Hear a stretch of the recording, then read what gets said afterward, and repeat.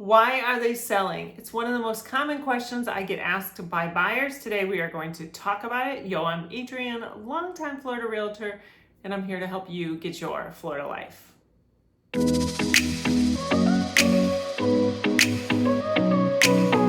Happy Wednesday, everyone. If you're new here, new videos come out every Wednesday. At the end of the month, I put out a newsletter with some market stats and also sort of what's going on in the area. You can sign up for that below. This month will be heavy on what's open after Milton and how you can support the area. There's a lot of things open already, so if you're coming to town, there are restaurants open. Please go to them. Please shop local. It's always a theme around this time of year as we get into the holidays to shop local for your holiday gifts. But I think this year there'll be a stronger push than ever because our businesses really need you, and we can see that. So please, and if you're from just want to come down, you're not looking for property and just want to visit and shop and eat, we are a great place to do that. Probably in about a month, I'm thinking most things will be open. Now it's about half and half, but come visit us and spend your money. We've had a lot of people out of work for a while, and so we need that. Because of Milton, I'm getting a lot of questions about, what do sellers have to disclose? Why are they leaving? What's happening here? Usually when people ask me why sellers are selling, I feel like they're asking me, is there something wrong with the neighborhood? Is there something wrong with this home? And so we're going to talk about what they have to disclose and what they don't, because there are some things that they don't have to tell you. First, they have to tell you anything that materially affects the value of the home. So certainly if it flooded or had something major go wrong or has something major wrong with it, they are to disclose that for you. Most of us, or a good portion of realtors I know, use contracts that come from the Florida Bar Association in conjunction with the Florida Association of Realtors. They put them together. They're called FARBAR, and we have a seller's disclosures in there. You can certainly ask for one if it's not readily available. And as it pertains to flooding, there's sections about roof in there, sections about electrical, all different things, but there is a section about flooding.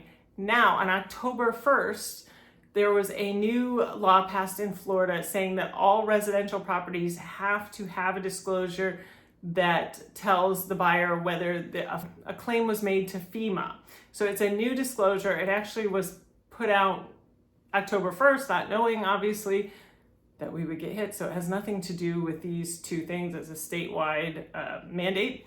And what I think is interesting on it is it talks about the definition of flood, which I think a lot of people get confused with. So let's take a look. So the definition of flood: for the purposes of this disclosure, the term flooding means a general or temporary condition or partial or complete inundation of the property caused by any of the following: the overflow of inland or tidal waters, the unusual and rapid accumulation of runoff or surface waters from any established water source such as a river, stream, or drainage ditch, sustained periods of standing water resulting from rainfall. So generally flooding in this case is water coming in from the outside. Now let's talk about some things they don't have to disclose. Let's say they're in an argument with a neighbor down the street. Unless the argument is something that materially affects the value of the property, not generally. She stole your cookie recipe, that doesn't materially affect the value of the property. Now, if some sort of assessment is coming or some sort of big change, that could be disputed depending on what the change is to the neighborhood. But if it's, I don't like the color of the house 2 doors down, they painted a little bit too tan, that's an opinion thing. It likely does not fall under materially affects the value of the property. And I have seen people move over arguments with their neighbors. I will tell you a story that once, I may have told this before because it's one of my favorite stories about this. I once did a closing we came to the walkthrough, and before the walkthrough, we had met the seller, and the seller told us she didn't really like the neighbors. They were mean to her. They're terrible. She's got to leave. And my buyers were kind of, well, what are you going to do? We really love this house, and let's see. So we get to the walkthrough, And I'm telling you, just remember this, all these people came out of the house to greet my buyers because they were so excited. And I'm sorry to say this, hope this woman never watches this video. They were so excited that she was leaving. This is many, maybe 10 years ago, because this woman was shooting seagulls off the dock with BB guns and going onto other people's docks to do this kind of thing and causing a ruckus. And so she was saying she didn't like her neighbors. It was a fantastic location house. And my buyers could have said, well, what if these neighbors are terrible? But instead, the neighbors embraced them, loved them. In fact, I saw one of them maybe a year or so later, and she said to me, we could never move. The people on our street are so fantastic. So some of this information, I don't like the person on the street, doesn't help you at all. Anything that materially affects the value of the house, that you want to know. You want to know a little history. You want to know what they know. They also do not have to disclose personal things that are going on with them. And that is the majority of the reasons I see people move. Maybe they have to go back up north because something is going on with a family member, or they had grandkids. I see that a lot. Maybe they have a health issue. They certainly don't have to disclose that. So usually the answer to why are they selling is a personal matter. Sometimes they're downsizing or going into assisted living.